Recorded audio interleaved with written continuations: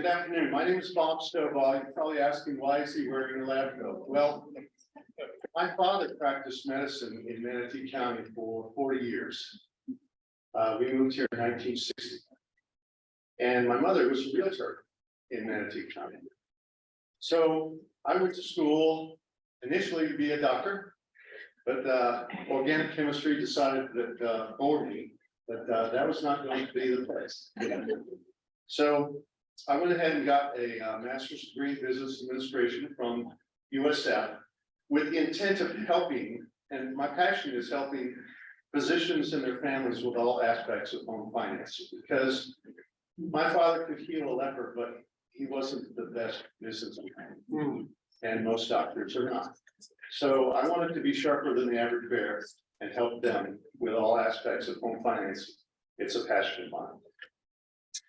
I have flyers here today that will describe to you all the different programs that Truist Bank can provide your clients who require home financing when buying a property, from construction loans to conventional loans to jumbo loans, which is really where I play.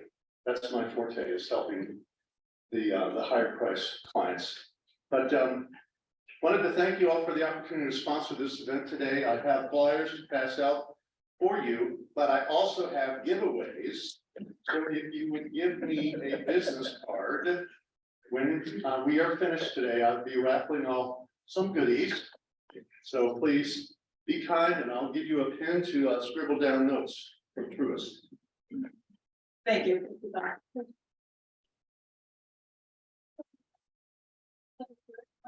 Before we get started, as you can see over here, there are a couple bottles of wine. So there is a bowl over there that Debbie has provided. So please, for the end of the session, put your card over there and we'll do a drawing for South Africa. Mine is right here. And as Denise said, in the meantime, go in the back, help yourself to, we've got water, whatever you want back there. So make yourself comfortable. So I'm going to go ahead and start this. We are so thrilled today to do this program. And we'll be joined by experts in South Africa. And the first thing that I'm going to go through who is going to be speaking. We'll be joined by Ahmed Bandan. He is our National Association of Realtors Global Ambassador to South Africa, among other countries. So Ahmed is going to be giving us a few words. And then Debbie McCarty, who is our local star from South Africa and a local realtor, will be talking about different aspects of South Africa. And then we will have Anton Duplessis. And he is a broker with Vineyard Estates outside of Cape Town, in Cape Town. Then we will have Mandy and Dean. They own Hometown Spaces in Cape Town. And then we will be moving on to Andrew Hyber, who's an attorney in Cape Town. So I'm going to start with Ahmed. If Ahmed would give us a few words about being a global ambassador to South Africa. Thank you very much, and thank you for the invitation. You know, while my things are still fresh in my mind, I just got back from South Africa a couple of weeks ago. We had a delegation from NAR, Kenny Parcell, the president, Elena Aby, the NAR Global Coordinator for Eastern Europe, Middle East, and Africa, Holly Becker, NAR Global Alliance and Business Development Manager, and I represent NAR as a global ambassador to South Africa, Ghana, and Nigeria.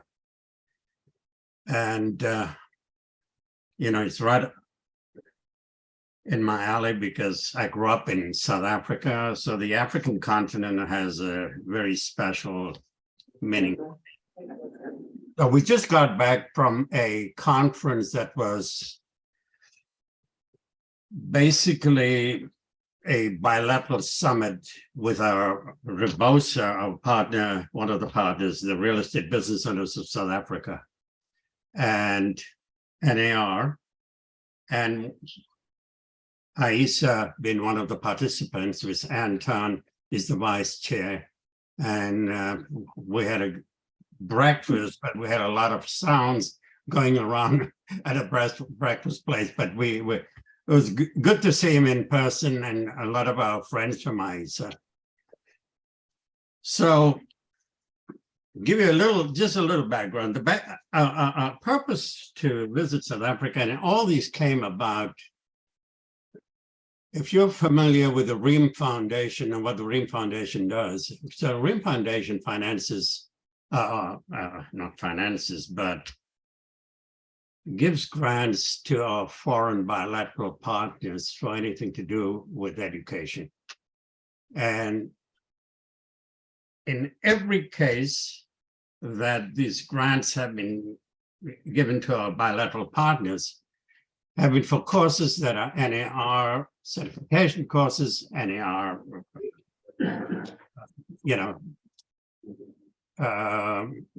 courses for higher education.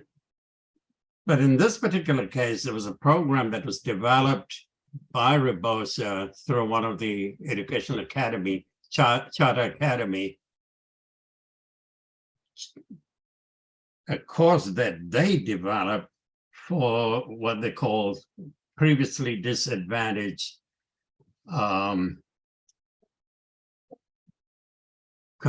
people who came from previously disadvantaged communities. And so they chose 11, they have a criteria how they chose them. And so we were there for one of the main events was the graduation. And it was very satisfying. The Ream Foundation was so grateful or so impressed with the program. So when the second round came around and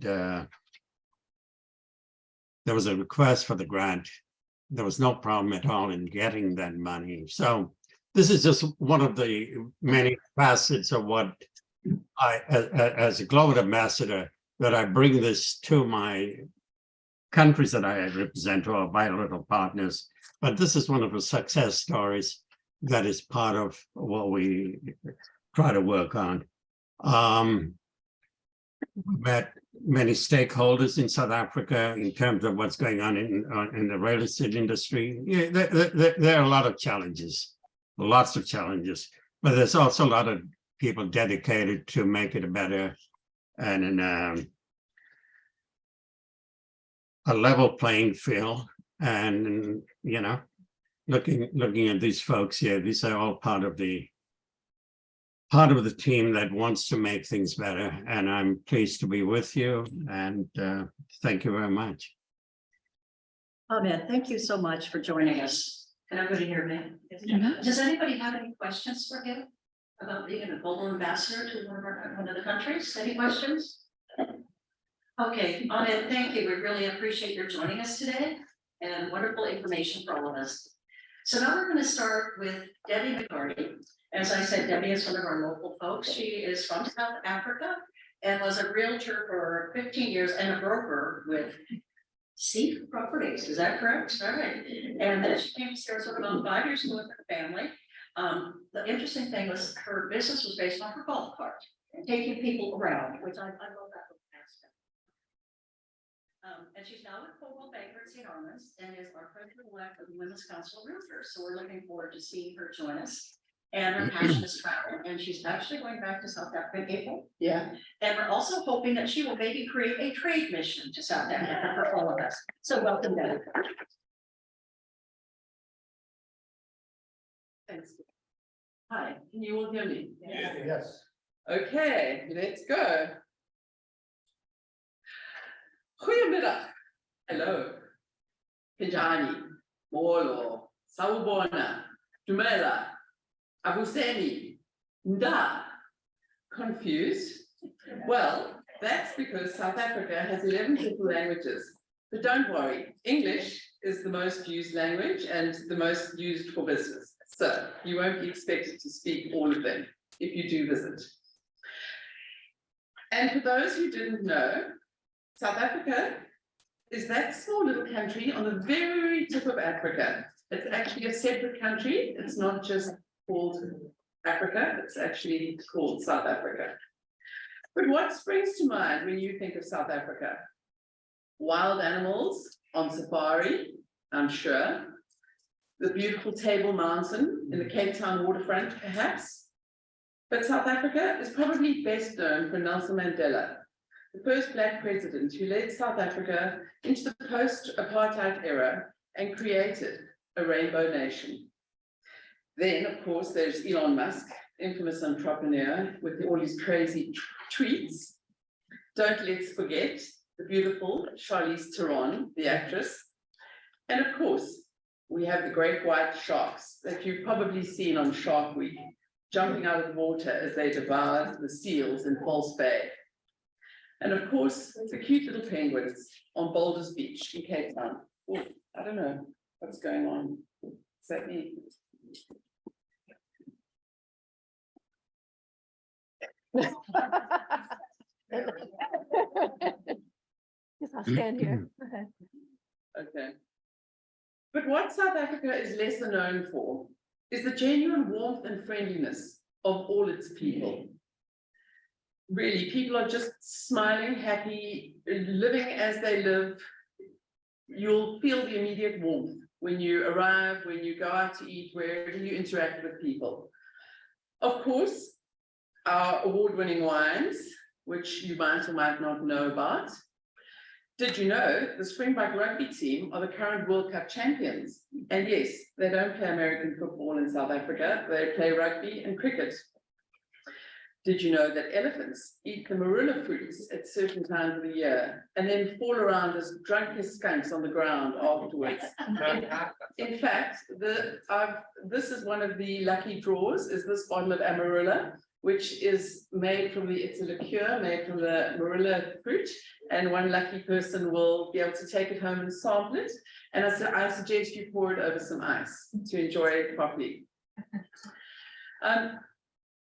Also, the delicious food that you'd find in South Africa, especially the local favorite known as a braai.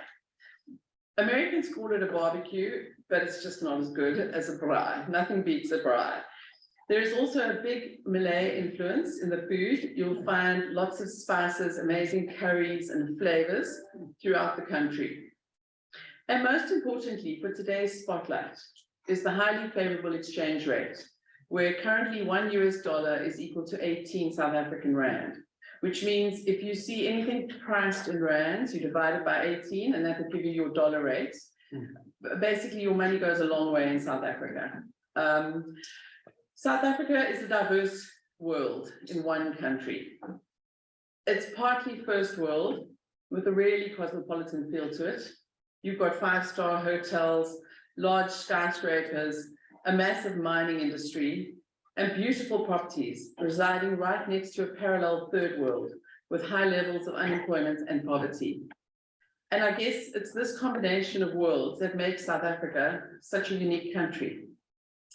Thank you. Now, if there are no questions, I would like to get to our panelists. I'd like to introduce them to you. If Do we have any questions so far? What's the population of South Africa now? official population, I think, is around 45 million, but there are a lot of people that aren't documented. So we're not really sure what the actual population is. And are they in the major cities? Mostly in the major cities, yeah. Anybody else? Any other questions at this point? All right. So for those who didn't know where Cape Town is, it's at the very tip, at the very bottom of South Africa, like literally where the two oceans meet, the Indian Ocean and the Atlantic Ocean, and that is where all of our panelists today are. I would just like to introduce them to you one by one, just so you know who we've got. Anton du Plessis. Hi, Anton. Can you hear us? I can. Hi. Hi. Anton is a broker owner at Vineyard Estates in Cape Town, and he served on the board of the Cape Property Guide. He is currently the vice chairman of the Institute of Estate Agents in the Western Cape and has been on their board since 2008. Anton is also the lead singer of a popular Cape Town cover band called Off the Record. And he loves to play golf and cycle around all those very big mountains. Anton was privileged to have breakfast last week with Kenny Parcell, the NAR president, who was with Ahmed visiting Cape Town. So welcome, Anton. Thank you. Next up, we have Mandy Fisher and Dean Rimmer. They own Hometown Spaces, which is a property management company, basically. Mandy is born and bred Cape Townian who lives on the slopes of Table Mountain. And she's used her experience in travel, South African tourism, and her love for interior design to start up Hometown Spaces, a short-term property management company where she's been able to utilize her hospitality, marketing, and interior design strengths to create a flourishing business. Her partner is Dean Rimmer, who was born and raised in Johannesburg, but has adopted Cape Town as his home and is absolutely in love with everything the city has to offer. I don't blame you. Especially the outdoors activities like running, swimming, hiking, as well as playing or coaching water polo. He does, however, put his MBA to good use, ensuring all their clients are happy with a good return on their investment, their property investment. Thank you for joining us.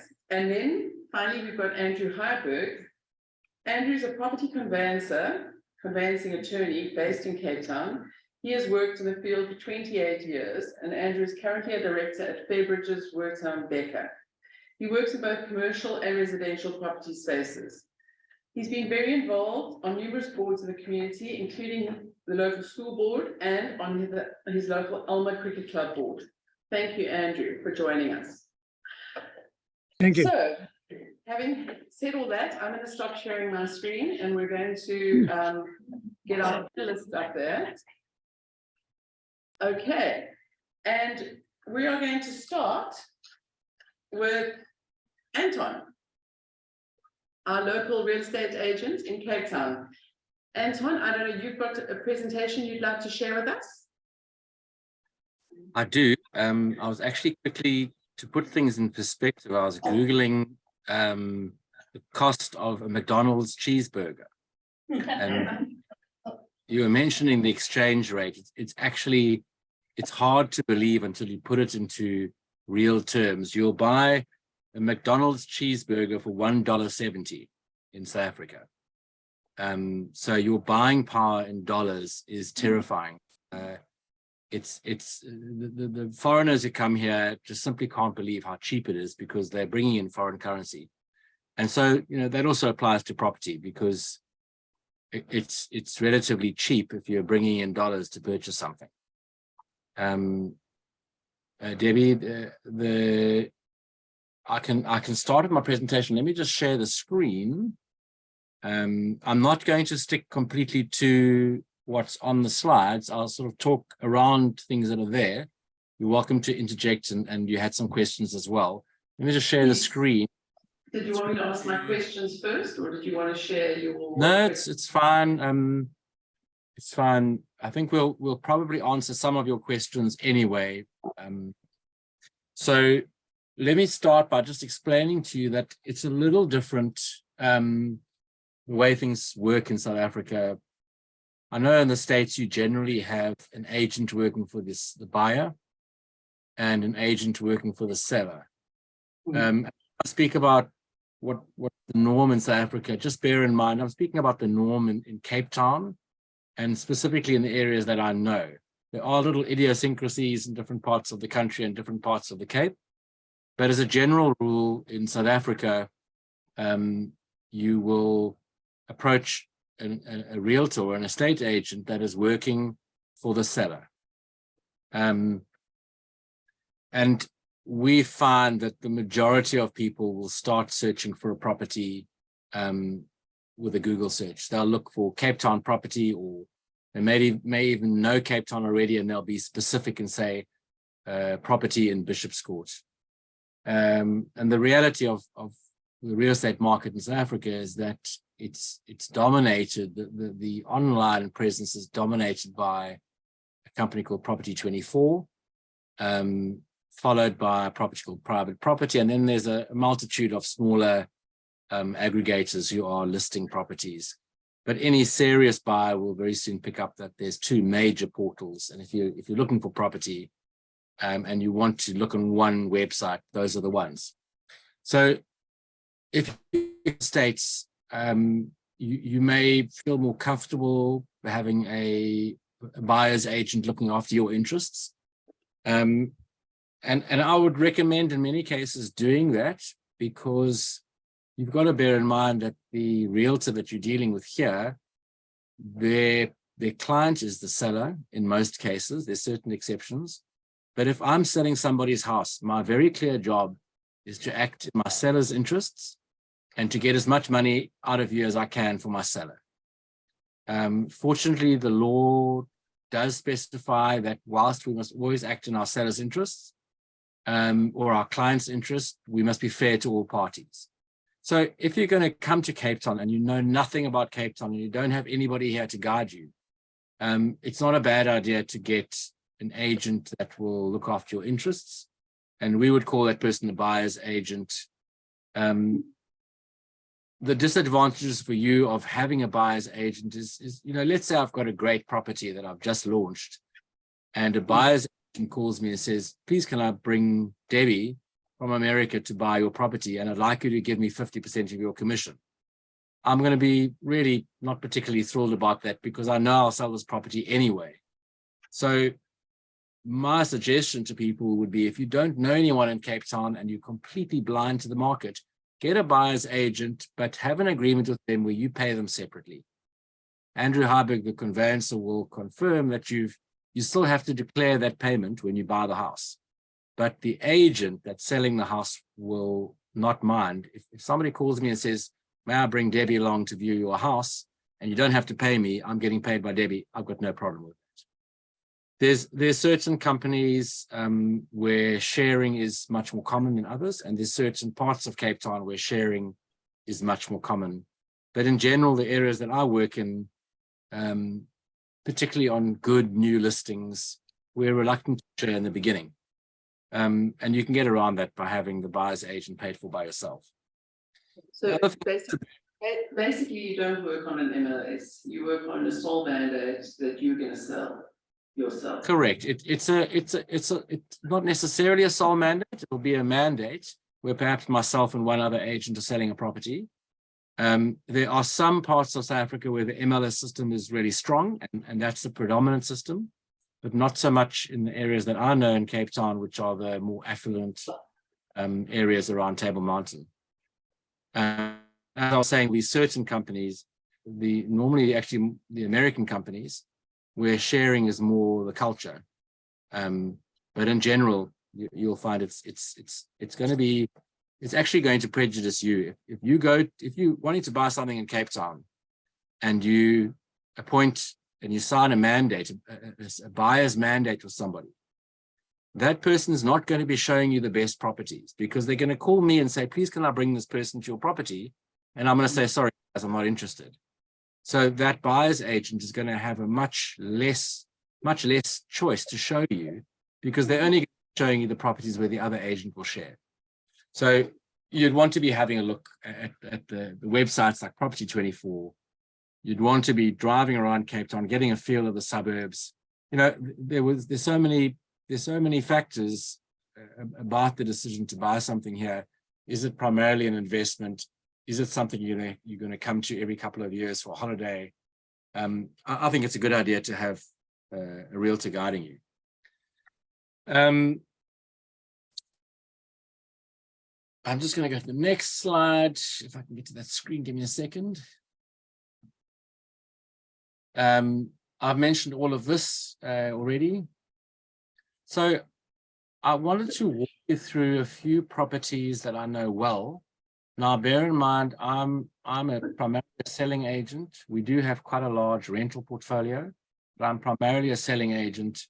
So as opposed to Mandy and Dean, who are on the short-term side, I'm more placing tenants for a year or longer, and I'm selling properties to people. They may be buying a property as an investment and wanting a tenant, but generally I'm more on the sales side and the long-term rentals. So a very important thing also to know about the Cape Town market is that from the year 2000 on, the Cape Town residential property market exploded. You can take 2003, there was a 33 or 34% escalation in prices in and that wasn't a blip in the radar. That was followed by a 25%, and then followed by 16%. And since the early 2000s, we got quite used to an annual escalation of at least 10% in Cape Town. You had occasional years where there was a zero growth around big events like Twin Towers, etc. But on average, we really were used to nothing less than 10% escalation. And then from around 2016, 2017, things started changing. And the reason I'm telling you about this is that if you're buying a property in Cape Town, and I would imagine most of your American buyers would be buying something that they want to have occupied by a tenant, certainly most of the time they won't be coming out on the long weekend to South Africa.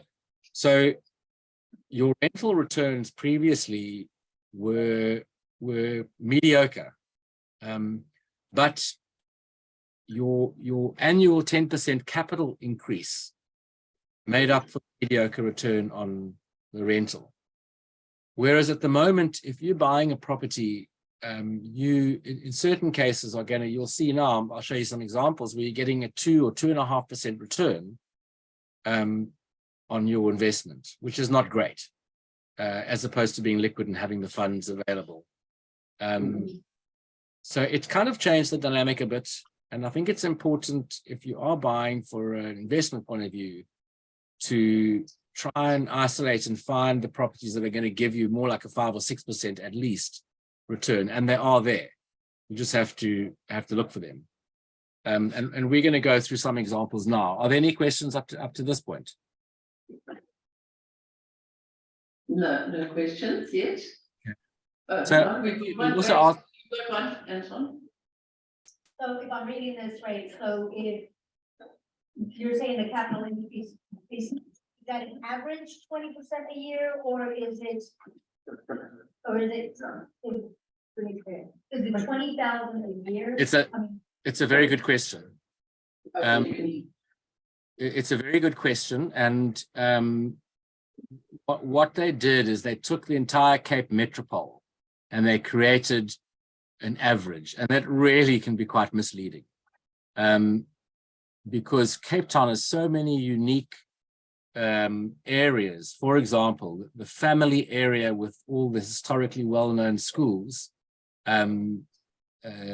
I'll include Rondebosch Boys because Andrew Harburg, I think, was head boy there once upon a time. But the southern suburbs, which is your family-oriented area, is completely different to what we would call the northern suburbs. And in turn, is completely different from the Atlantic seaboard, Clifton, Camps Bay, Sea Point, Frenay. So it's a little bit, you've heard the saying, lies, and damn statistics. To say there was a 34% or 33% increase in property in Cape Town, remember that was averaged over the entire Cape Metropole.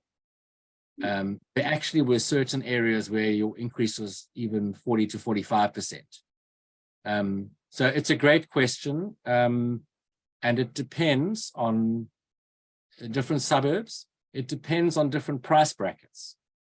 So not long ago, the borrowing rate came down dramatically. And this created a huge boost in the lower end of the market, where people who could previously not afford to buy a home were finding now that they could buy with 100% mortgage and be paying less than the rental they'd be paying. And that lowering of interest rates created a huge surge in that particular price bracket. Let's call, I'm trying to divide it. Let's see, in the 3.5 million rand bracket. So the lower end of the market was hugely boosted. Maybe is it $200,000 and below. And that market's now, because the interest rates have gone up so significantly in the last 8 months, that market is now become quite weak because people are paying significantly more. I'll give you an example. A client of mine with a 3.2 million rand bond was paying 24,000 a month is now paying 34,000 a month monthly repayments. Anyway, so did that assist a little with your question? Yes. thank Yeah, thank you. Cool. So again, in terms of where you're coming from, if it's purely investment, you'll have different objectives to somebody who's buying with an eye to coming out for a year or two and staying. You know, then there's going to be more an emotional quotient as opposed to simply based on return. But to give you an idea, in the central southern suburbs, on display now is a well-known popular apartment block right next to one of the more popular shopping centers called Cavendish Shopping Center.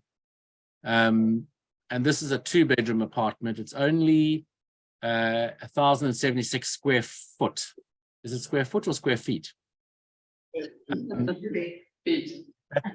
So that's a 2-bed. The asking price is $190,000. It's likely to sell for around the $174,000 mark. And we're getting a monthly rental of $920 on this one. It's slightly more because it's fully furnished and equipped. In the same block, now bear in mind the size of that apartment. This is a 5,382 square foot penthouse in the same block. I've got the slide showing you the views, and that's the living area in that same apartment. This apartment you can steal. You are stealing this at the price. Now I've got to go back to my dollar price. This is going to sell for $400,000. It's absolutely stealing this property, but the fact of the matter is the expensive apartments are in severe, severe pain in Cape Town. This apartment should be selling for 25,000 Rand a square meter, and it's half of that. But the reason it is because the higher end of the apartment market has evaporated.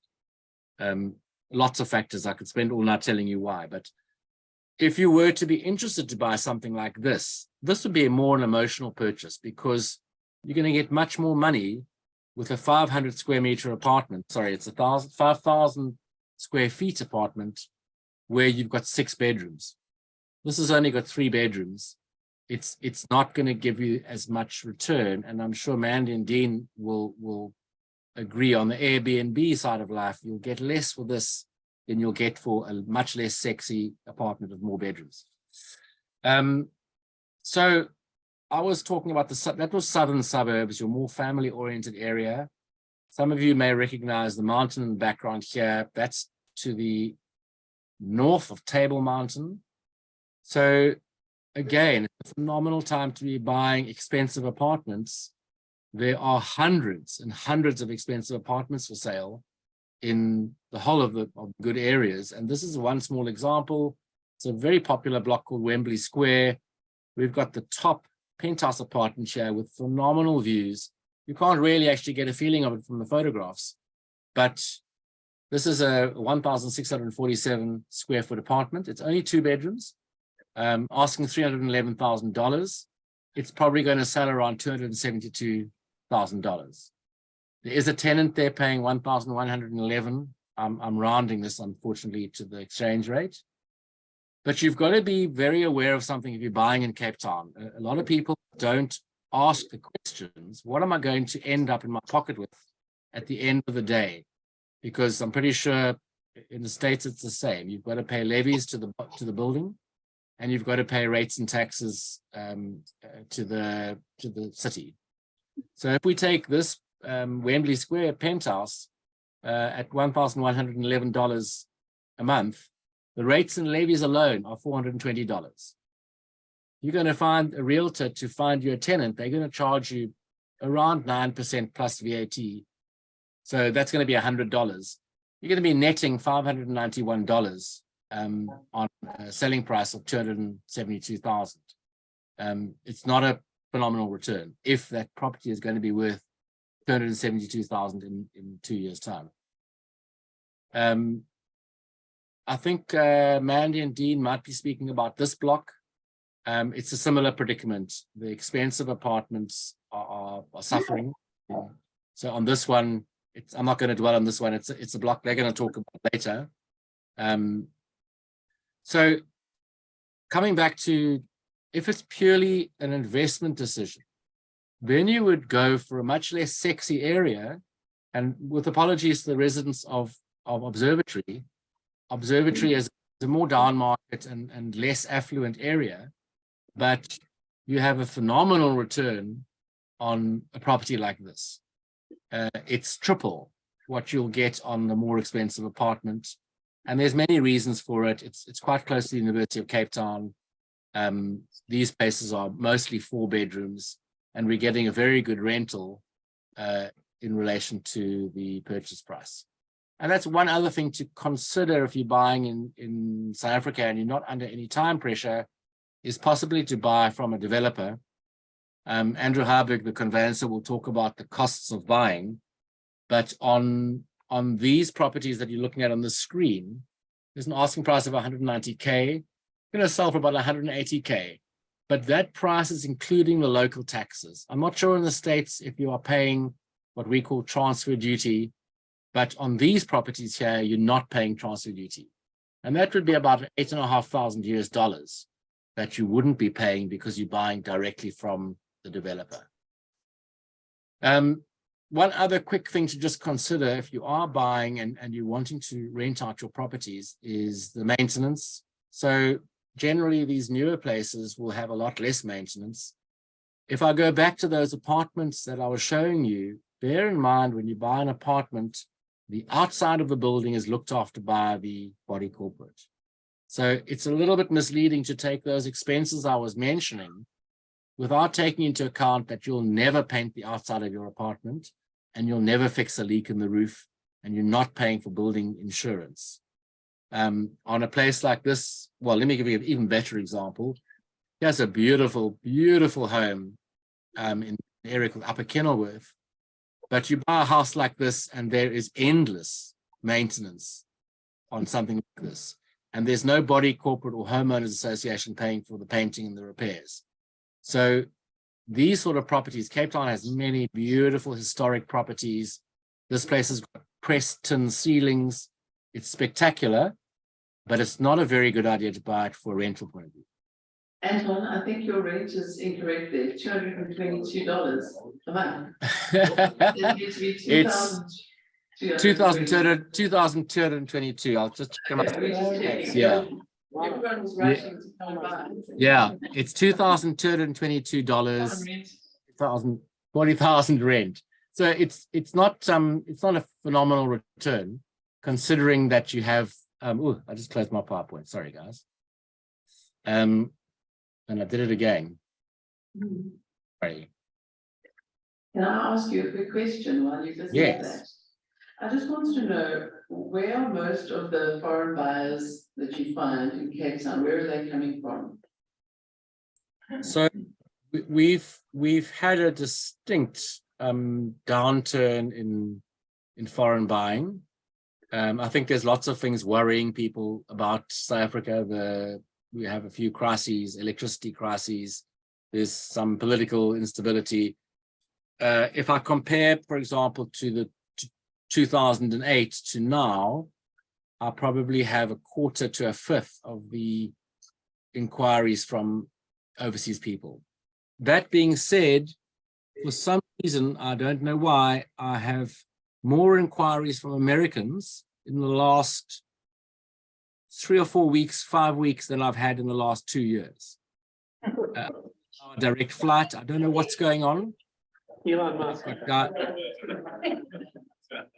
I think I might have referred you on one of those SIPS chats. It was CIPS, the International Property Specialist. I think I put your details in there. Maybe that's why. I sent it. I got hold of Ahmed's phone and sent a broadcast to all of his contacts saying help, and that might be in it. Are there any other questions? Primarily American. Yeah, we have a question. Are there any currency restrictions for foreigners buying into? And what happens when the foreigner has to sell the property? Yeah, currency. That's also brilliant. Did you hear That's a that? brilliant question. Yeah. Andrew Harburg will chat a little bit about that.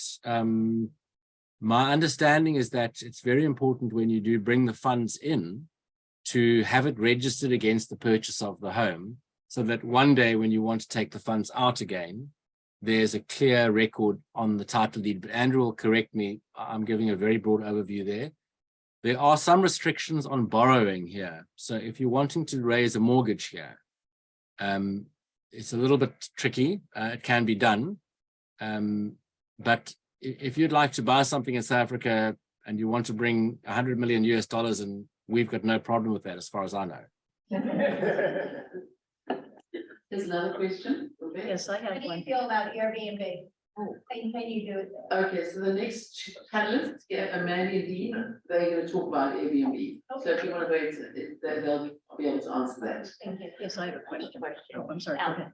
What kind of construction are the new buildings and apartments that are going up? What are they made out of? Stone block. South Africa, they build in block. Okay. Brick, we call it brick. Brick, yeah. There's no wood, Okay. no wood construction.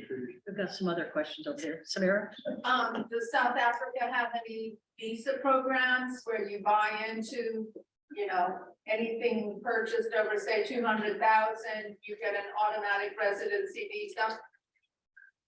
To be might be able to answer that, but to be don't honest, I believe don't there is. know. No, Okay. I don't believe there is. Right here?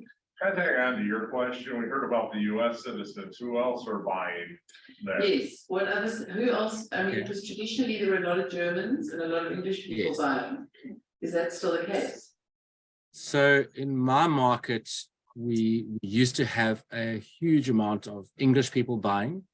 And that really has dramatically lessened. We've always had Germans buying, and they still are buying. I've just had a German guy out here, and he believes that, in his opinion, there's a tidal wave of German buyers coming.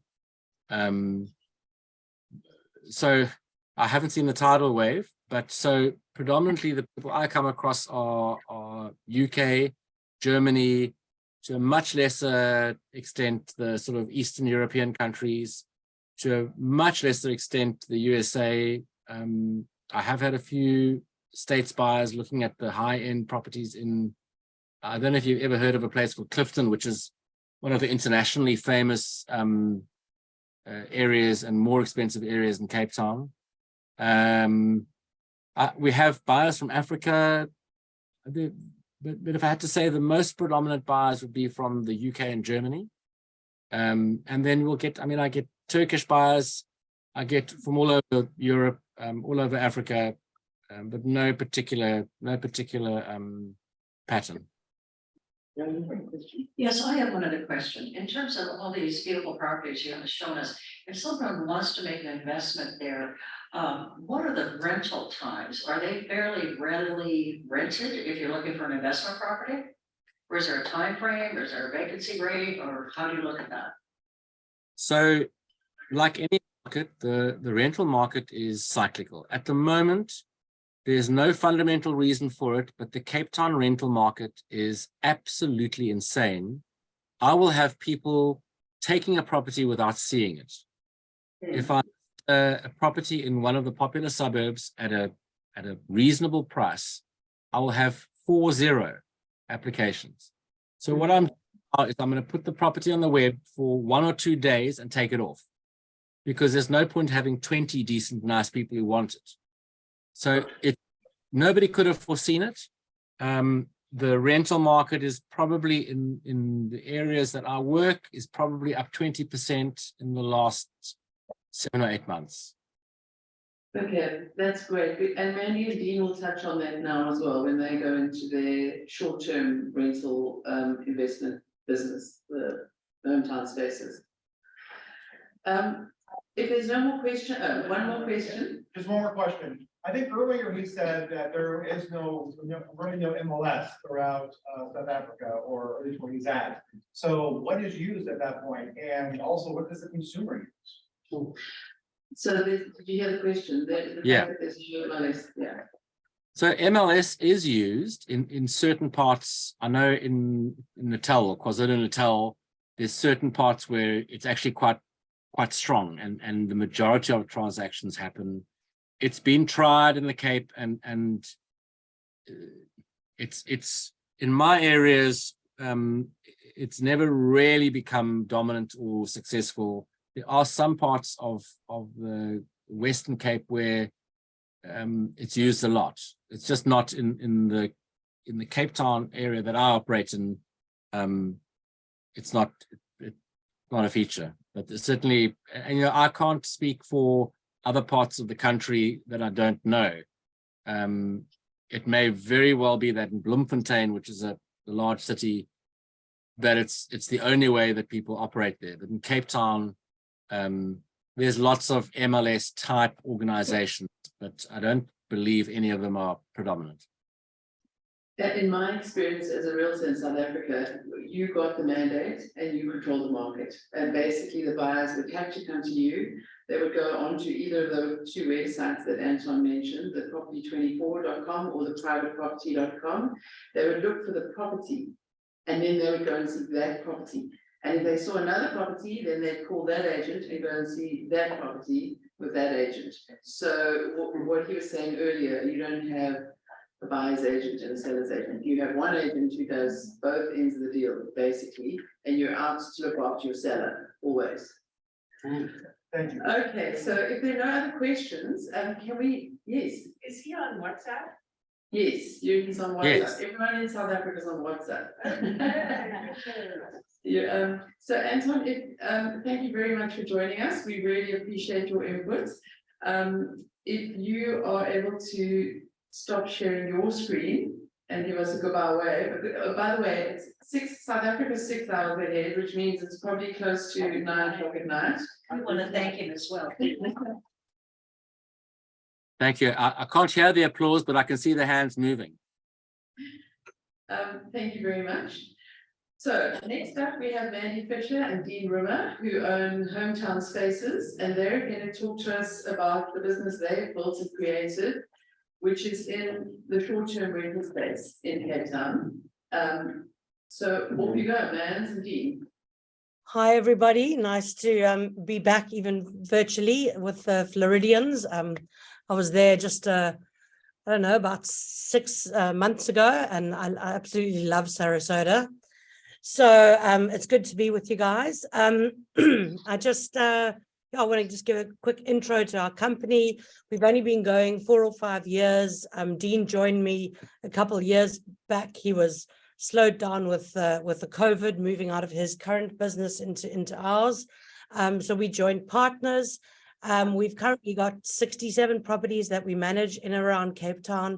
So all through the Atlantic seaboard, the southern suburbs, the winelands, quite a diverse portfolio, from tiny little studio apartments through to big 5 and 6 bedroom houses on the coast. We really pride ourselves in being quite a boutique setup. There are a lot of large property management companies in South Africa, international ones that have come in for the short-term rental sector that manage way over 500 or 600 or 1,000 plus properties.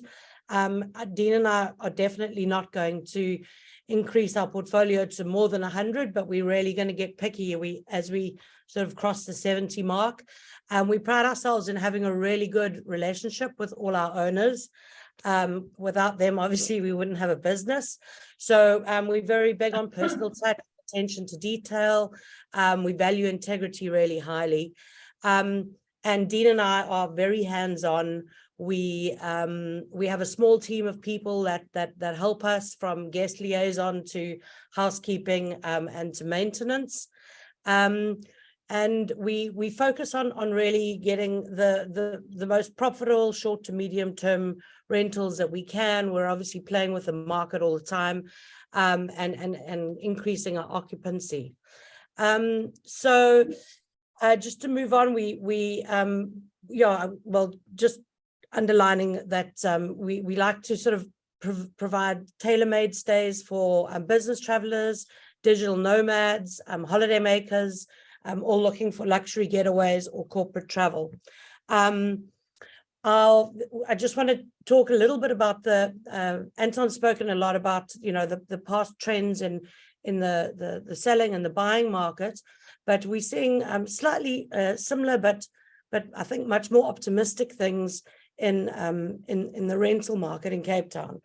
So what we're seeing is a huge increase in rental space demands in Cape Town and small coastal towns like Plettenberg Bay, Knysna, Hermanus. They're all mostly in the Western Cape. And what's driving this is regional and international travel and people moving back. There are a lot of families that are actually have sort of left South Africa, and as much as people are constantly sort of dynamically moving in and out of South Africa, there are quite a lot of families that have moved back specifically over COVID or post-COVID. We've also now thankfully got a lot of an increase in flights into South Africa, specifically to Cape Town. I'm sure you all guys all know there's many American airlines that are flying into South Africa, and thankfully the flights from Europe and the UK and Asia have also increased. You can go to the next slide, Dean, please. Hello, Dean. Okay. So we had quite a slow bounce back from COVID. Our COVID lasted a hell of a lot longer in Cape Town, in South Africa, because there was the Omicron virus, and there were a few other major issues that happened, as well as losing our South African Airlines company that went bankrupt. So there were quite a few challenges to getting into South Africa. We were promised from all of the trends on places like Airbnb and Booking.com that there'd be this huge revenge travel in 2022, our summer, your winter of 22. Well, that didn't really happen. And we sort of bided our time through 22, and we found that actually only in September 2022 did the short-term rental market bounce back. We're finding now that guests are booking much longer stays. They're booking for a lot longer, and they're booking much further in advance. So they've lost their wariness. They're much more confident. They're not that worried about cancellation policies. And we're finding that people are traveling for longer and also bringing extended families with them. So whereas they may have just been happy in one hotel room prior, they're now quite keen to try. There are a lot of new Airbnb travelers, and they're quite keen to try, renting a house or a number of apartments, or, a 3-bedroom apartment, whereas before it was kind of only studios and 1-bedroom apartments. So you can go to the next slide, Dean. So we found that, and this is not just in South Africa, this is internationally, that there are a lot of advantages to short-term rentals or to Airbnb type listings over hotels. That first of all, people are a lot more sort of germ aware, so they like the contact-free key lock box type check-ins. A lot of people are digital nomads, or even parents of families need to work whilst they're on holiday because they're staying for 2 or 3 weeks as opposed to 5 days. So it's good to be able to offer desk space where there's some privacy and obviously great Wi-Fi. Just to be able to cook meals and not be in restaurants all the time. Although I do have to say, our travelers that we are in contact with, they are always absolutely raging about the food in South Africa. People just say they really battle to find a bad meal.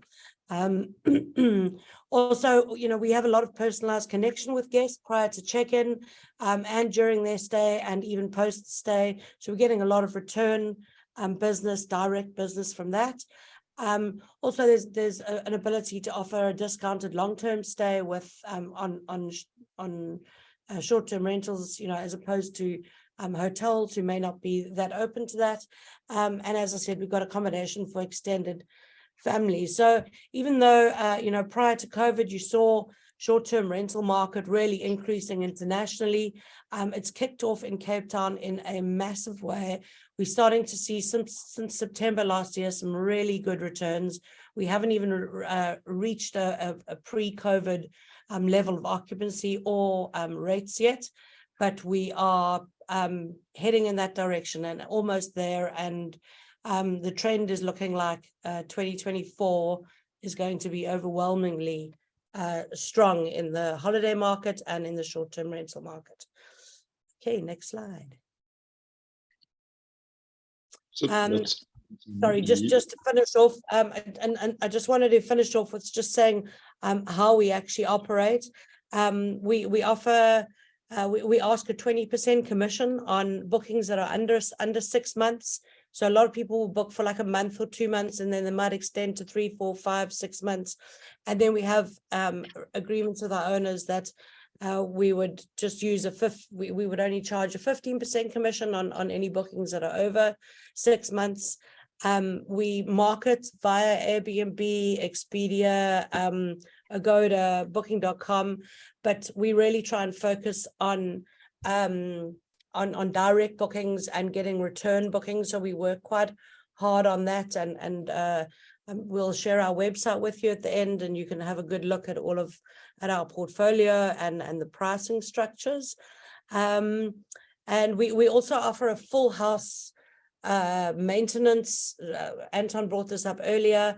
So I guess one of the bonuses of having your property managed by us is not only that you're generating a monthly yield, but you also are having your property managed. So we have an in-house maintenance team that, if your towel rail breaks or your shower nozzle doesn't work, we go in and fix it, and we only charge you for the parts that are being have to be bought.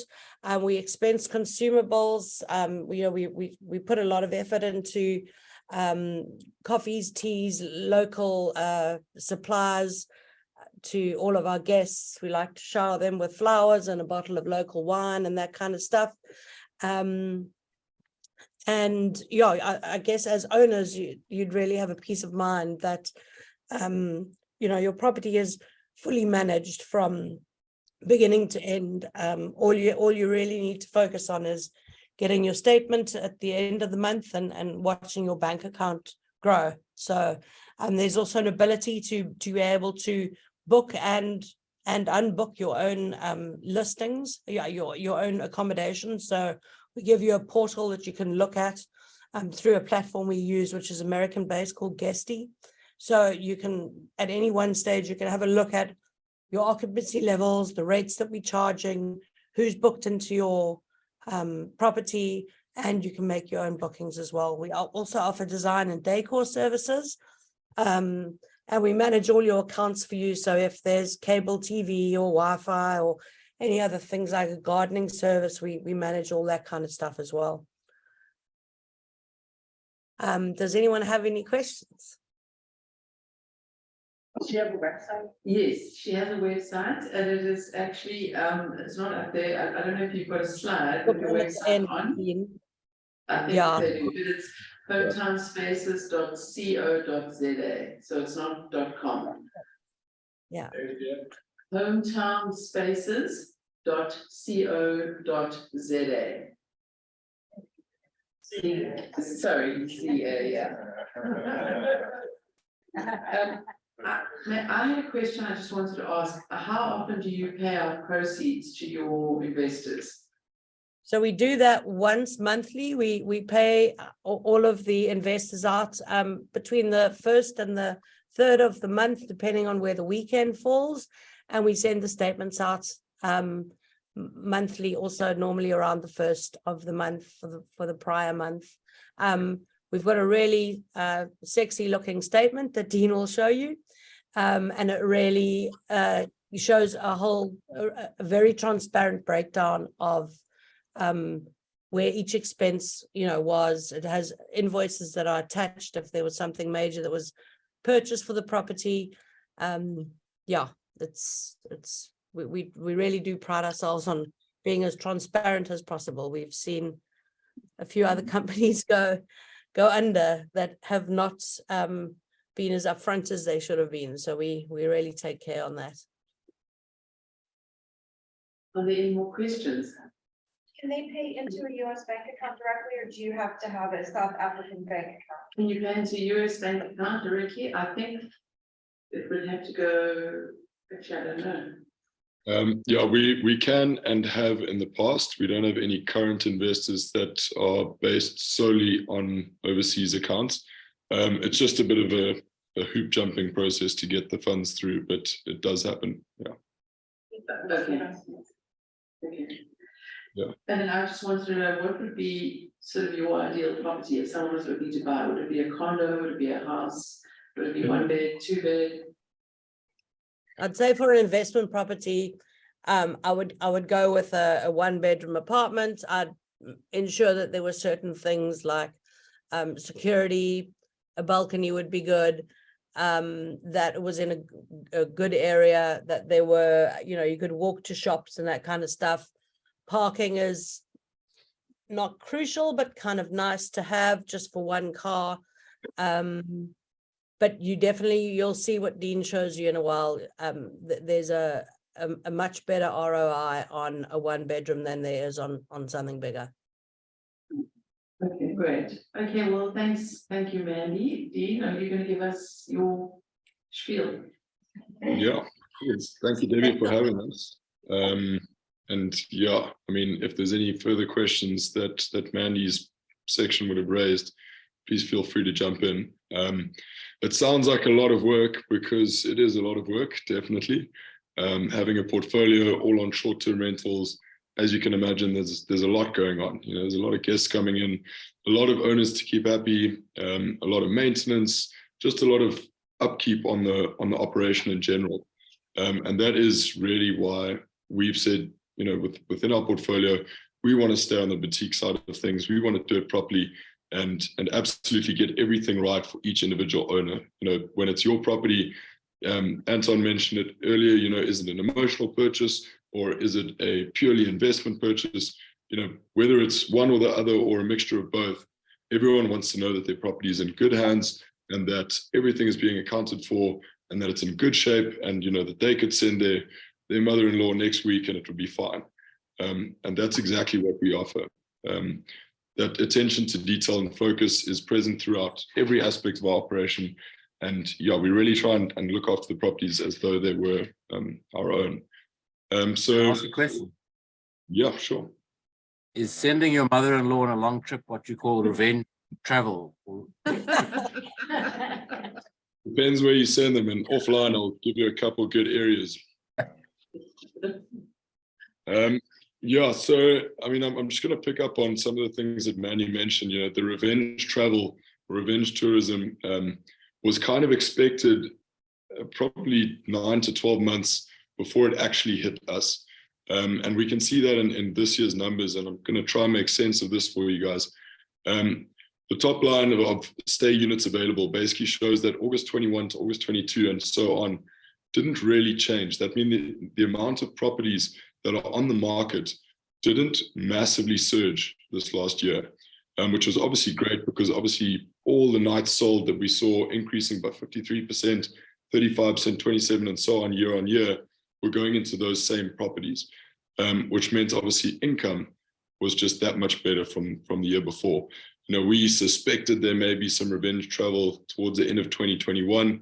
It was pretty flat. It was obviously a lot better than the year before, mid-COVID, but the numbers were just not there. Even throughout that period and throughout the beginning of last year, we've experienced some really good returns, which I'll sort of extrapolate on just now. But yeah, essentially what you're seeing in this table here is that year on year from August through this last January, we've had income increasing 80%, 56%, 53%. So you can see we are on the way back. A few slides down the line, I'll show you why we're not completely there yet, but we are on the way back. An interesting stat from Stats SA here, showing the absolute figure of money brought in through accommodation. Very, very interesting that this last year, November 2021 through Jan 2022, the amount or the weighting of accommodation available was only 46% hotels and 43% other accommodation, which I've termed here Airbnb type properties. So these are properties that whether someone's gone and bought their own investment property and they're running it themselves, or it's run through a company, or they maybe have a handful of these things, that's accounting for a massive proportion of accommodation available in South Africa, particularly in the Western Cape. You definitely do not see the type of numbers of Airbnb type properties that we see in the Western Cape, in Johannesburg, Pretoria, Durban. Those are much more stable, longer term residential markets. So Cape Town really is the hub of Airbnb type properties. And as you can see, they account for a massive amount of tourist income.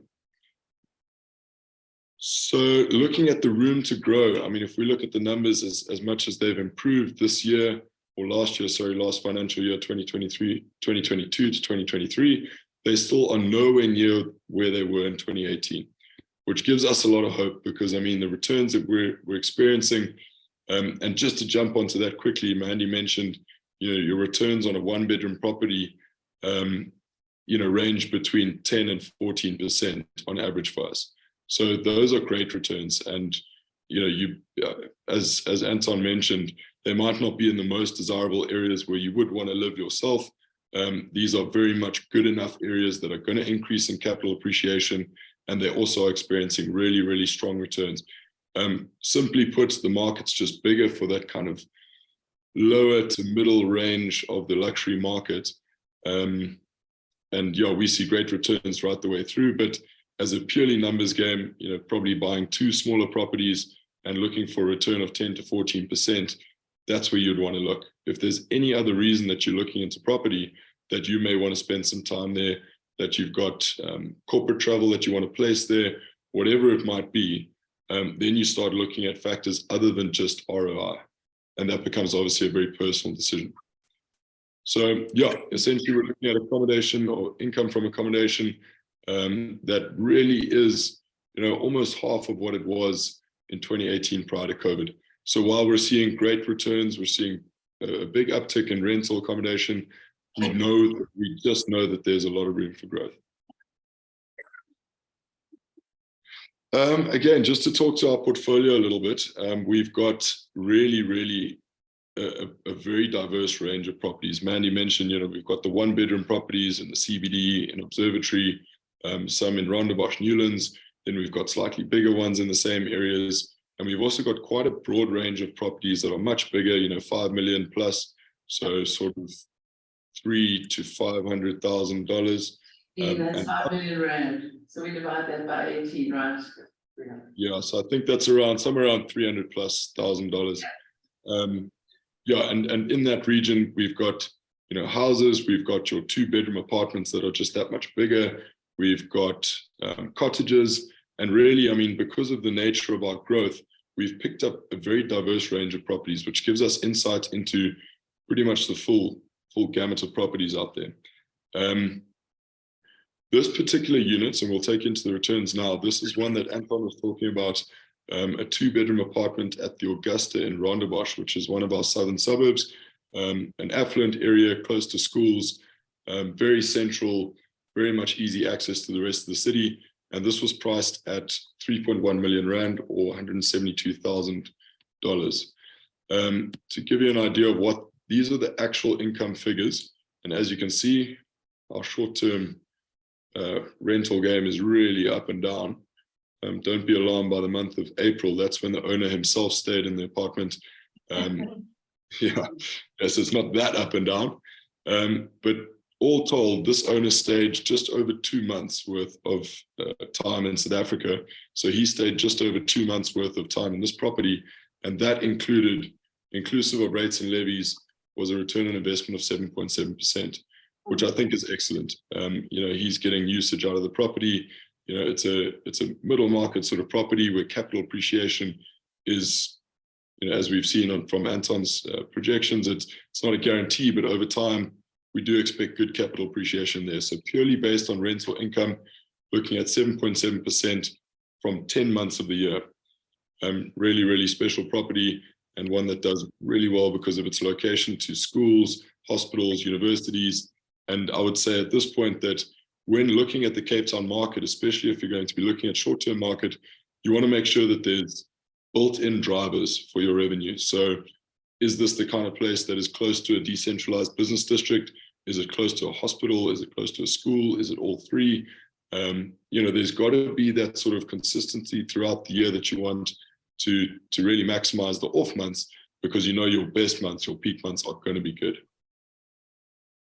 So we've just selected 4 properties out of this, out of our portfolio to kind of dovetail with what Anton was talking about in terms of price point and configuration. This unit comes in at $300,000. It's a 2-bedroom, 2-bath unit in Rondebosch, Claremont, pretty much in the decentralized business district of Claremont. We see a lot of business travel here.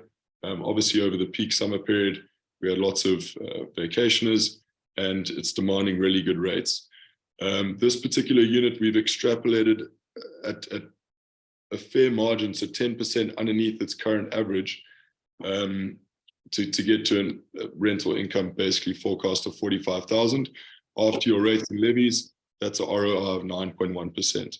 Again, this is a very conservative estimate from our part, because we don't want to tell you there's going to be 15% and the capital appreciation is going to be 10 year on year.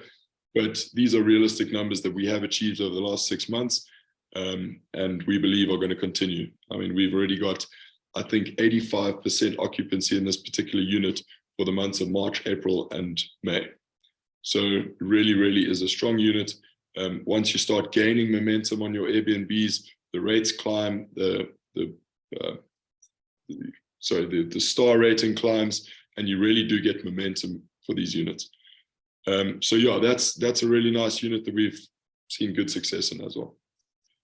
Yeah, so just to jump in there, Debbie, and answer your question more thoroughly, when you said where would you buy and what would you buy, a 1-bedroom apartment is sort of the no-brainer. But then if you carefully, as Anton also said, if you carefully select the area that you're going to buy in, we found that there's quite a number of large apartments like that one that Dean, or the previous 2 that Dean's just showed you, that are actually doing just as well as the smaller 1-bedroom apartments in a lot of the areas. So it is quite area dependent. Okay. Yeah. So moving on to another one of our penthouse units in town. This happens to be in a building where we manage 19 separate units. This is also done really nicely, sold at a price point of $233,000 and currently rented out for a net rental income of about $1,600. Once again, after all your rates and levies, and sorry, just to point out these figures, what we term net income is the absolute net figure that is banked by the owner.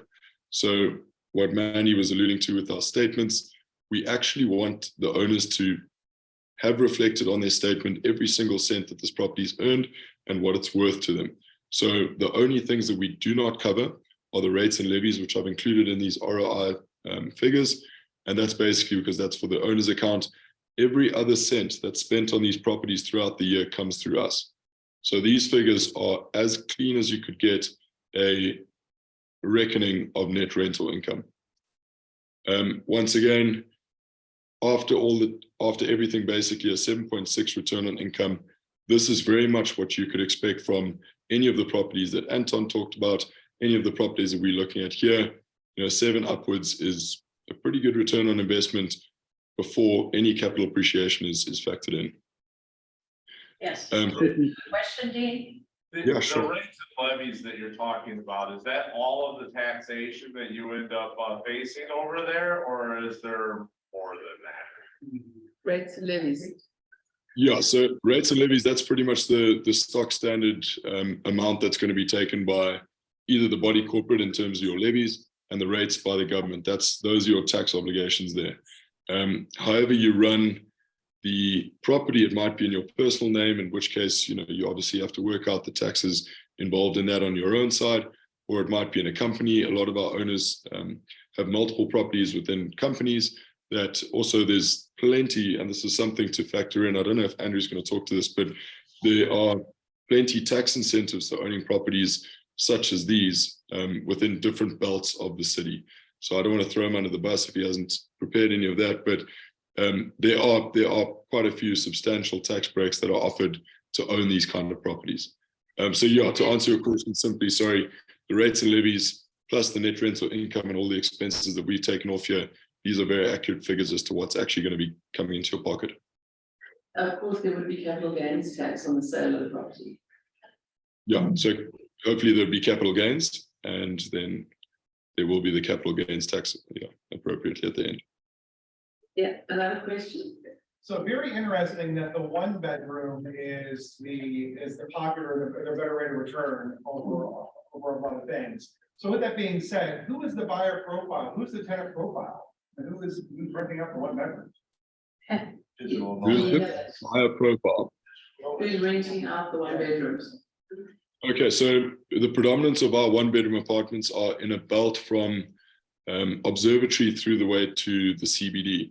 So what we see is traditionally students that are incoming for very particular patches at the universities, incoming guests, lecturers and patients at the various hospitals in the area, and then your traveling business people. So someone coming in at, 1,000 Rand a night, for example, to one of our single bedroom apartments in Observatory, that could be anyone from a businessman to a doctor, to a lecturer, to a student, or just a vacationer. So it's a very accessible price point. 1,000 baht divided by 18, just upwards of $50 odd a night. Yeah, so it's a very accessible price point, and with great occupancy. I mean, these one bedroom units are usually upwards of 80 to 90% occupancy throughout the months, even in the lower months. That's what drives that return. Referencing the capital gains that you mentioned, is there anything akin to a 1031 that, I know that's a US term, but there, if you wanted to keep rolling your investment into real estate there? No, so I think Andrew would be able to discuss that in the conveyancing, but as far as I know, we have a thing in the States here called a 1031 exchange, where when you sell your property, you invest immediately in another property. And I don't know if that's the case, if you can do that in South Africa. And then you're not taxed on it. Yeah, you're not taxed on it. Andrew, can you comment on that? Yeah, sorry, can you hear me? Andrew, are you there? Yeah. Yeah, I'm here. Can you hear me? Yeah. So there's no similar mechanism here. The only capital gain rollover that you may have is if a individual passes away and through the estate transfer of the property to a family member, there's normally a rollover of capital gain in that instance, but not if you sell and reacquire a property. Thank you. And you would pay capital gains in South Africa and in the US as well, correct? Did you have a question, Andrew? Do you pay capital gains in both South Africa and the US? If there's a tax treaty between the two countries, whichever country you're talking about, the States, and I assume there is, then certainly we would have a capital gains tax here. And if there's a treaty between the two territories, then there wouldn't be a double taxation. So if there's a tax treaty, then there's no double taxation. But we want to speak to an accountant on that, yeah. Yeah, okay. Dean, are you done, or are we? Yeah, so the further would just simply more examples in the same price point. And just to wrap up, what we do, the end-to-end service, what Manny was talking about with the Guesty portal that allows owners to look into their properties at any point, at any time, and have a good look at how these properties are performing. A really nice tool. They just dive into the portal. They can look at all upcoming bookings, all past bookings. They can have a look at what the nightly rate is, what they earned that month, and make their own bookings. They can ask questions of us through the portal or directly. It really is a nice tool to keep your hands on in terms of knowing what your investment's actually doing. And on the right here, I've just put sure you can't see any of the detail there, but that's an average statement detailing rental income. Sorry? That's your sexy statement. It's very sexy when you really get to look at it up close. Yeah, sexy in the most boring of senses, but in in the transparency that we offer, there's every nut and bolt and light bulb and every expense that you could imagine is detailed there. Like Manny says, with the necessary invoices to keep your tax in order. For some of our luckier owners, we actually assist them on compiling their provisional and final tax returns every year. Please don't mention that to anyone else because it takes a massive amount of our time. But yeah, we like to make things as easy as possible for our owners to have an easy life within property investment. So yeah, I think that's pretty much it from us or from me. One more question, Juliana? Actually, I have two questions. So one is air conditioning expected and common like the States, or is it seen as a luxury like in Europe? And then somebody touched on the electricity outages that occur quite often with Wi-Fi and such. Yeah, I'd be happy to answer both of those.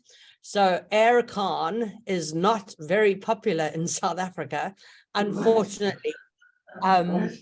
It really should be because it's outrageously warm here for at least 3 months of the year. So we have fans and air coolers. And some of our properties have aircon. Some of our buildings aren't even able to house like an aircon unit for every single unit. So it's been a point of contention for many of our American visitors, and we have had thousands over the last 6 months. So we've been throwing fan after fan at them, and we've come up with air coolers. But yeah, there are some properties that do have it. And then to touch on the very touchy point of electricity outages, what you find is that necessity is a great master of invention, and South Africans are really, really good at inventing things in dire need. So what we've got is uninterrupted power supplies to our Wi-Fi, because we realize how key that is. We have things called load shedding bulbs, which are bulbs that you screw into certain lights or in your different rooms, and they are charged while the electricity is on, and then they will carry on burning for about 4 hours, when the electricity goes off. And in most of our sort of middle to upmarket properties, what we're finding is that, all the owners are saying, let's buy a little tiny, not a generator, what's it called, Dean? Inverter. Yeah. Inverter. Battery system. Inverter, that's the word. So there are these little battery inverters that are being bought for couple $100. They last for maybe a couple years to 5 years. And then the bigger houses are obviously going full solar panels, and South Africa is busy charging itself up and sort of getting off the government grid in every way that they possibly can. So that's in the process of happening and has happened in a lot of the properties already. Do you pay a premium for those that do have air conditioning? Not really.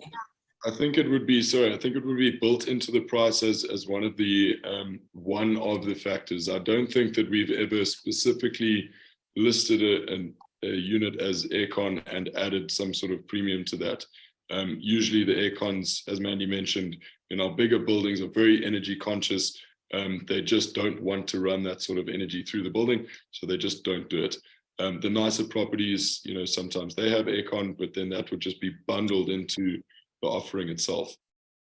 If that But I answers mean, honestly, the weather in Cape Town is very temperate. You'd have your windows open at night in the summer, and it would be nice. You'd have a bit of a cool breeze.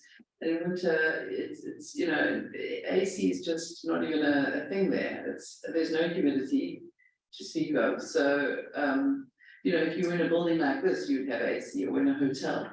But in your own private house, most people don't have it.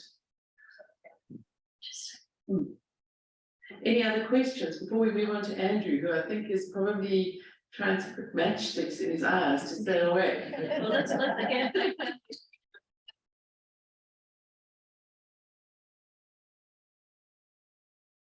Thanks, Dean. Cool. Thank you guys. Appreciate it. So, Andrew, if Dean can stop sharing his screen, then you can come on and it's your turn. And Andrew is our conveyancing attorney, which would be like your title attorney or closing attorney here in the States. And in South Africa, it's called a conveyancer.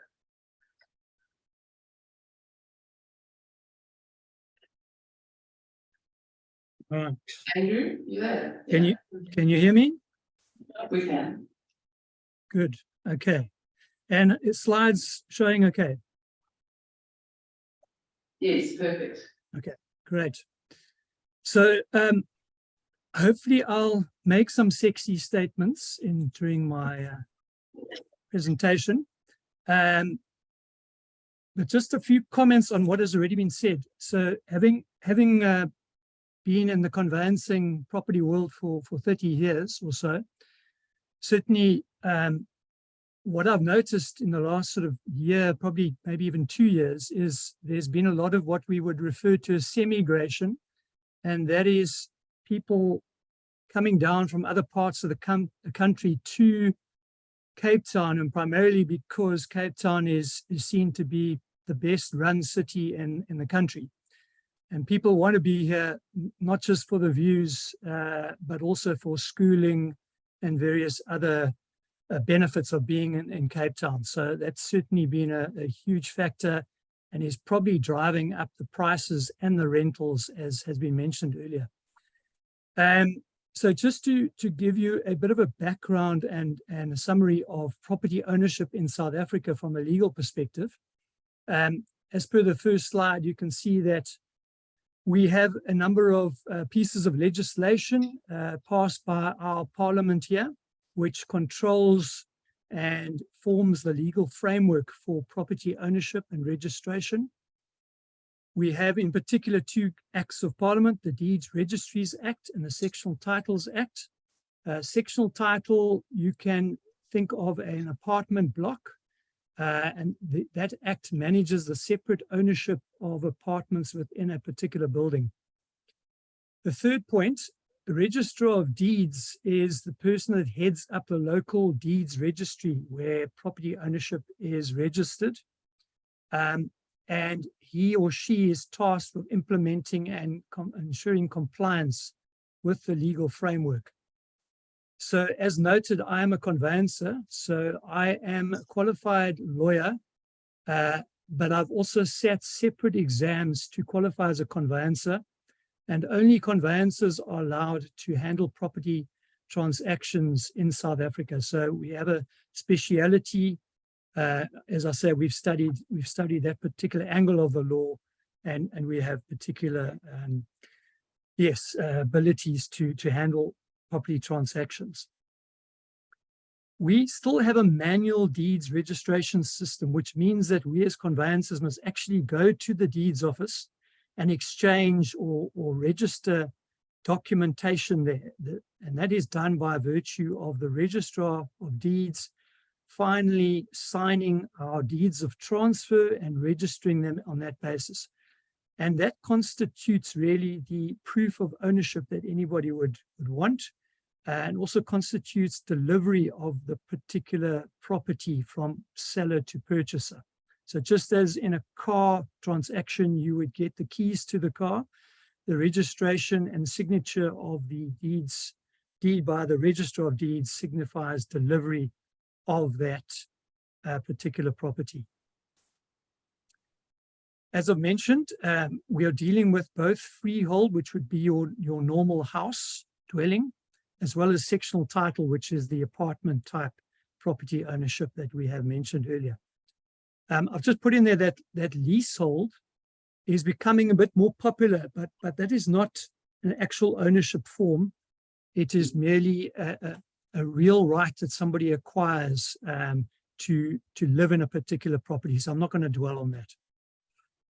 And then maybe just to say that even though there is a manual process of deeds registration, it is seen to be very secure. And I haven't come across, in my 30 years, I haven't come across a situation of fraud. I'm sure it does happen, but I think it's very few and far between. I just want to give you an idea of how the transfer process works. So you would have a sale agreement that is signed by both seller and purchaser. And in South African law, that sale agreement must be in writing and it must be signed by both parties, and it can't be electronic signatures. That is not accepted as yet. I think there's a move towards that, but at this stage, it must be what we would refer to as wet signatures. That sale agreement is then passed on to myself as the conveyancer, and my duties are number. But if you look at the arrow on the left, obviously the most important part is probably to ensure that I make sure that the purchase price is secured by guarantees or cash in my trust account. I then also deal with the drafting and signing of the official transfer documents. And then I also need to ensure that I obtain certain documents from our local municipality. The one would be the rates clearance. There would also be a transfer duty receipt, which is one of the taxes that is paid. And I need to get a receipt from our local inland revenue service. And I would also need to get a clearance from a body corporate if it was a sectional title transaction, or a homeowners association if the property is within a gated community or a golf estate or something like that.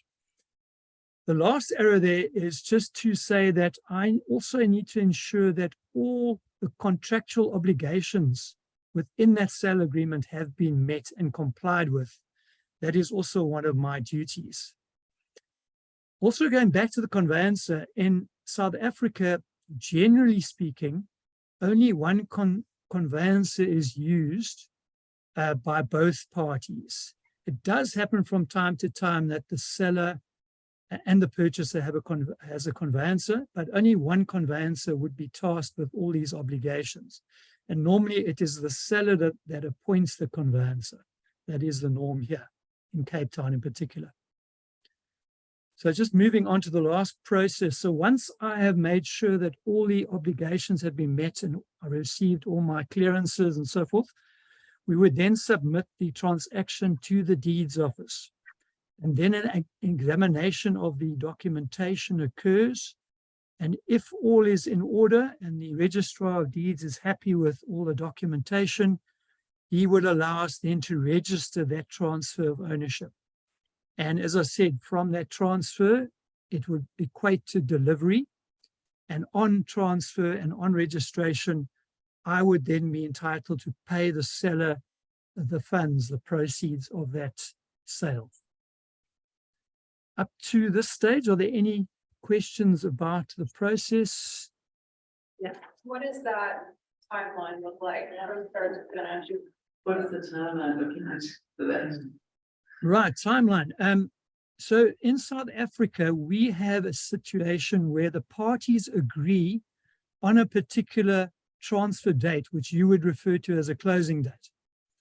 And normally that would be, the quickest it would happen is probably 6 to 8 weeks. That would probably be the best sort of turnaround. It could be a little bit quicker than that, but let's say it's a month to 6 weeks as the quickest. And the various tasks involved would also be complicated and different from different aspects of a particular transaction. So the quickest would be sort of a month to 6 weeks, I would guess. But on the other side, the parties may agree on a particular transfer date for various reasons. For example, the seller needs to find alternative accommodation, or the purchaser is selling their house or something like that. So I hope that gives you a bit of an idea. So Andrew, I have a question for you. Sure. So those dates basically is going to be dependent on when the registration is completed, correct? That is correct. The ownership is transferred on registration. That is correct. Registration, and that can be, there's no firm time. So if you go as a conveyancer, when you go to the register the deed, you don't know at that time how long it's going to be taken before the deed is registered. So no, basically what we would do if the parties wanted to, let's use 1st of May as an agreed date. Both parties want the transaction to be registered on the 1st of May. We as the conveyancer would look to submit the documents to the Registrar of Deeds in about mid-April, Okay. which gives us a 2-week time period in the deeds office. That would be at the moment a sort of ideal timing from that perspective. But my 4 to 6 weeks is the time period generally from date of sale to transfer, if you understand the difference. Okay. So in the deeds office process, the deeds office process takes about 2 weeks at the moment. That will vary from time to time. So we look at submitting the documentation to the deeds office about 2 weeks before the registration stroke transfer date. Any other questions on that? So how would I sign a deed if I live here and there's no electronic signature? Why? So you can sign it in wet ink and scan it to me. That is fine. Oh. But but you can't sign it by means of an electronic signature, which is a particular type of signature here in South Africa, defined here in South Africa. So your normal wet signature is fine, and then you can scan that document to us. And that's the deed and for the contract? The signature, so if you wanted to, like, I go there and I find a place, they send me the contract, when I get back here, I sign it, scan it, send it over. Is that okay? Is that okay? That's fine. That is fine. The only difficulty with signature overseas is on the transfer documents and not the sale agreement. So if you were the seller and you lived in the States, you would have to go to a notary in the United States, who would then have to have their signature authenticated, which is quite a process. So that would be the only sort of hiccup in terms of selling a property when you weren't in South Africa. I have a question. All right, let's go back to the deed. Okay, I've signed it now. Do they send me a copy of the deed, a real copy, or do I have to wait for it to go back to the country and pick up my deed? No, so we would send you the original deed. You will send with me the regular mail. No, not regular mail. We'd have to probably courier it to you. Well, email. Courier. All right, got it. We could send you a copy via email and the original by courier. I think that would be the best solution. Okay. Is there a You could timeline? also ask us to retain it here in security for you until such time as you wanted to sell. That's another option. We had a question about title insurance. Do you don't even know what that is, I don't think. In fact, there was a company probably 10 years ago that was very much looking at that, but I don't think it's taken off. What's the average fees for a conveyance? Right. So that is on my next slide. Are there any questions on what I've already covered, or can I go on to the next slide? Do they have abstracts, or how do they track the legal title to the property? How do you know you're getting legal title? Because it's been registered in the deeds office. That's where the deed sits in registration. Yeah. Deeds office. So the register of ownership is with the deeds office, and that's where the registrar of deeds is responsible for that register. And you can, from anywhere in the world, if you had it online, you can get what we call a deeds office search, which would give you that information, and you can also get a copy of your deed if needs be. But you would have the original anyway, so you wouldn't need that. Yeah. So how am I going to connect? Sorry, Ahmed? I think he was maybe not Oh, silent. okay. Did you have a question? All right. Yes, what are his fees for the transfer? Okay, he's gonna go through that right now. Right. The new fees, yeah. Okay, so please stay with me because taxes and costs are always probably more complicated than they should be. In South Africa, the purchase price of a property will either attract VAT or transfer duty. Now, Anton mentioned earlier that if you're buying a property from a developer, which is a new build, that would normally include VAT in the purchase price, okay? So if you're paying VAT, then there would be no transfer duty. Transfer duty is a property tax, and I suppose you could call it a wealth tax to a certain degree. In South Africa, VAT or value added tax is at this stage 15%. So it's very important for you, if you are purchasing, to check whether the purchase price that is being quoted includes VAT or not, because you wouldn't want to pay an additional 15% over and above your purchase price. So that's one very important tip. If that is not included, or let's put it this way, if you're not buying from a property developer and a new development, then there will be transfer duty. That is not normally included in the price. That is something you will pay over the purchase price, okay, over and above the purchase price. And in the table below, I've set out what transfer duty rates are generally.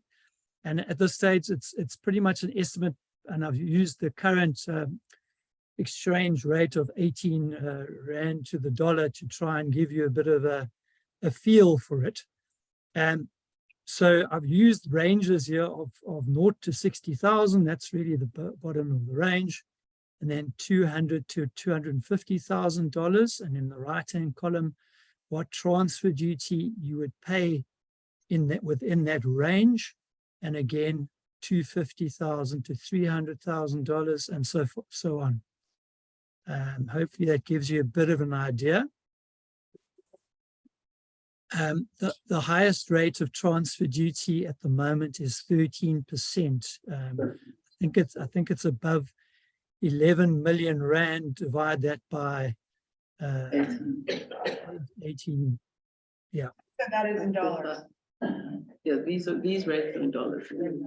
Yeah, so this is all in my table. That's all in dollars, just to give you an idea. No, that's your government tax. So like we have the property taxes here that you pay every month.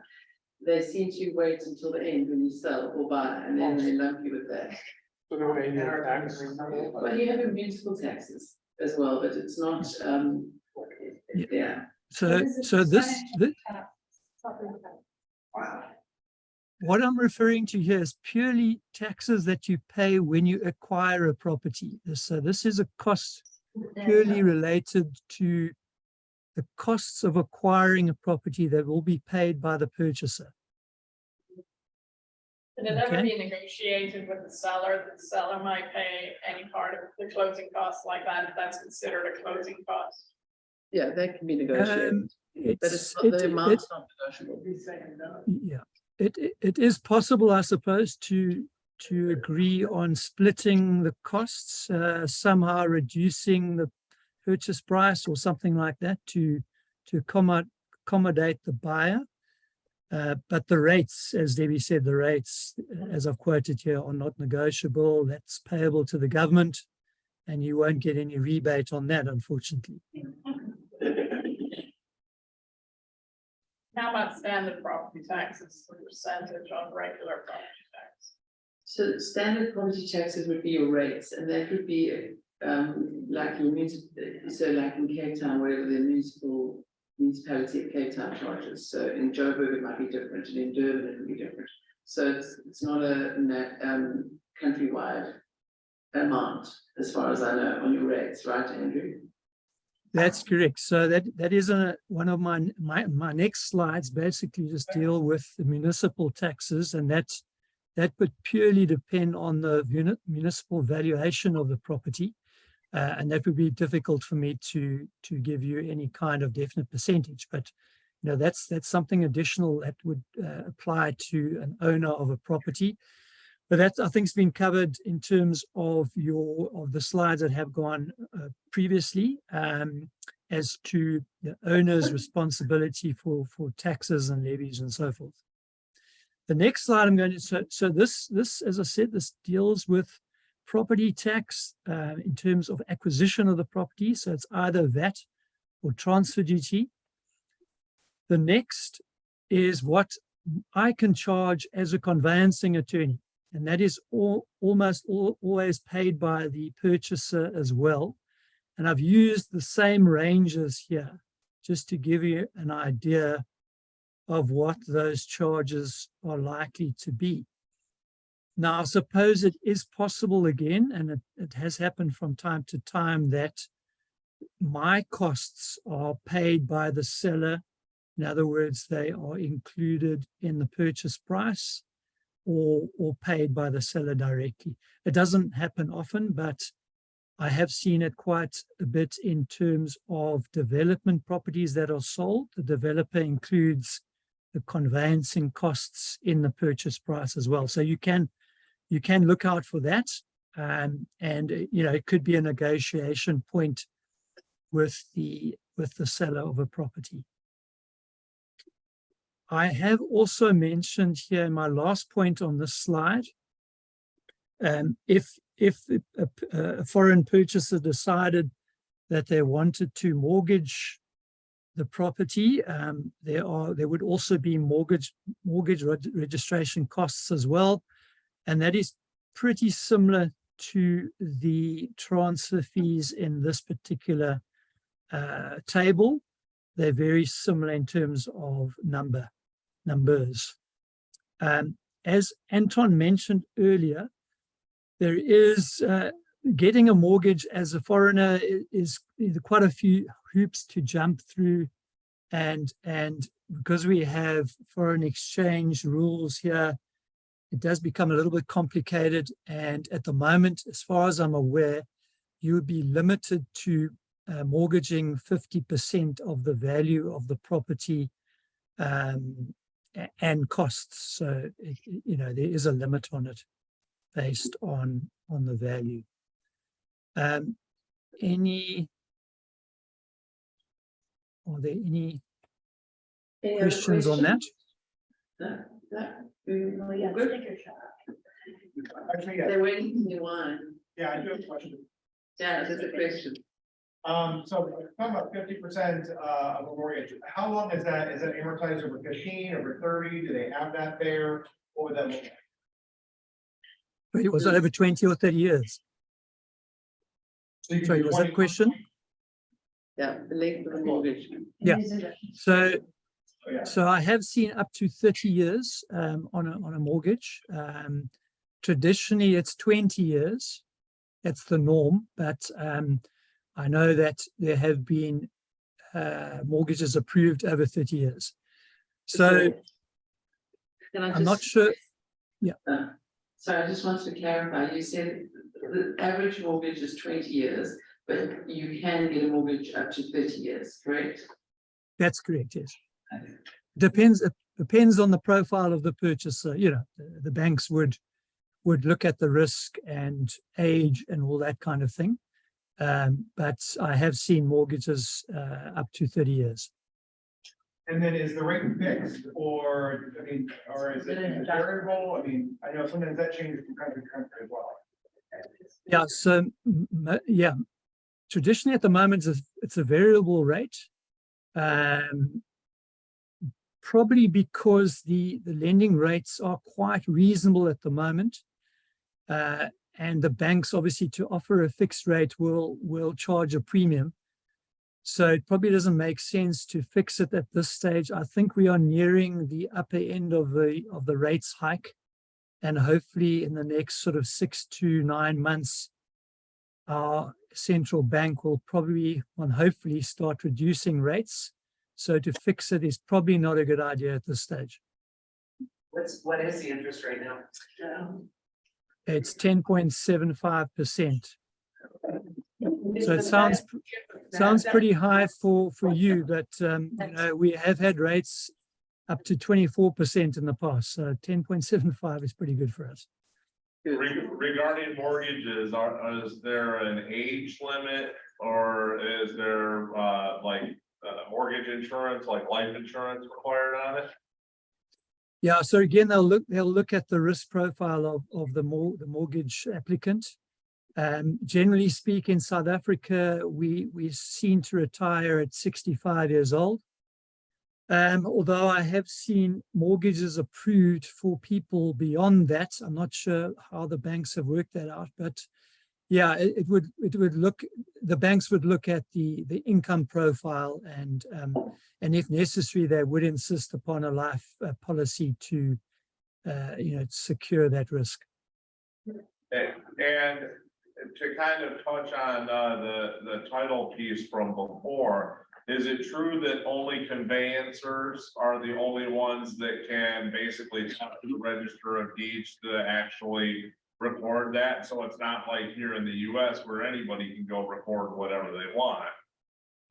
Only a conveyancer can essentially record with the Register of Deeds, correct?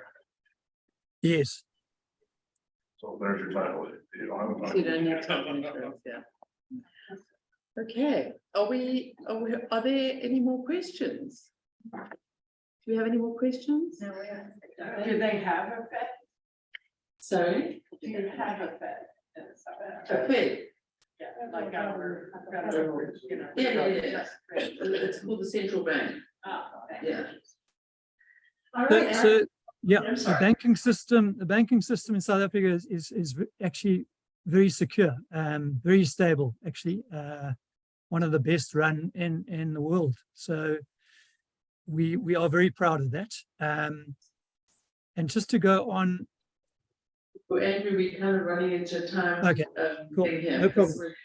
Are you almost done? Did you have a few Yeah, more slides? it's really just to say that there was a question about capital gains tax earlier. And just to say that if you are a non-resident, well, let's put it this way. If you sell a property over $110,000 at the moment in South Africa, you will be liable for capital gains tax if you have realized a capital gain. And if you're a non-resident, there is what we call a withholdings tax. And I've just put in a table here as to what we as a conveyancer would have to withhold of the selling price for individuals, for companies, and for trusts. However, you can get a directive from our internal revenue system service before registration so that it may be deemed to be less than that. But if you don't have a directive, we as conveyancers are taxed with withholding that amount of money. Okay, so sort of same here. Anybody else have any other questions? Yes. I do have a comment though. So after I asked that question earlier about the capital gains and all of that stuff, apparently we did have a tax treaty in place with the US, but according to the IRS, that tax treaty ended in 1987. Oh, So we don't have an active tax treaty with South Africa at this point. Yeah, let me just like the IRS. So are there any other questions? Yeah, so I have a question for anyone on the panel. So, with the demand in the US for apartment units, a lot of the condo buildings, which we, sectional title you're referring to in South Africa, have been deconverted into apartment buildings. And so where an investor would come in and basically buy out all the individual units and deconvert them. Are you finding a similar trend there, or is this happening at all? I can answer that one, Ahmed. Yeah, go ahead, Anton. Happy to have input from anybody else. It used to be, I used to do that 30 years ago, where there were lots of apartment blocks that were owned by one person. And then you would take the block and divide it into individual sectional titles and sell them Yeah. individually. But as time has gone by, there are less and less blocks that are owned by one person, and less blocks, even where it's owned by one person, where they haven't already sectionalized the block. Andrew can correct me if I'm wrong there, but unfortunately, it was prevalent, but there's less and less available now where one person owns the block, and especially where the block hasn't already been divided. Why? So this has been the trend. So I give a good example, downtown Chicago, huge complex where investors come in and basically bought each of those units individually, and then they convert it into what we call an apartment building. So it's no longer sectional title for each of the units. It falls under one title of the apartment units. So it's a trend that's here. I don't know if it's happening in South Africa, but you think there's a possibility something like it could happen there? You'd be going backwards in terms of value. Backwards, exactly. Because Yes. in my market, if there's a building that is sectional titled, it's going to be worth significantly more than a building that's owned by one person and the entire building falls in one property. Andrew can correct me if I'm mistaken. Yeah, I think that's right. I think that is the case at the moment. Okay. Gentlemen, thank you, and ladies, we really appreciate all your inputs today.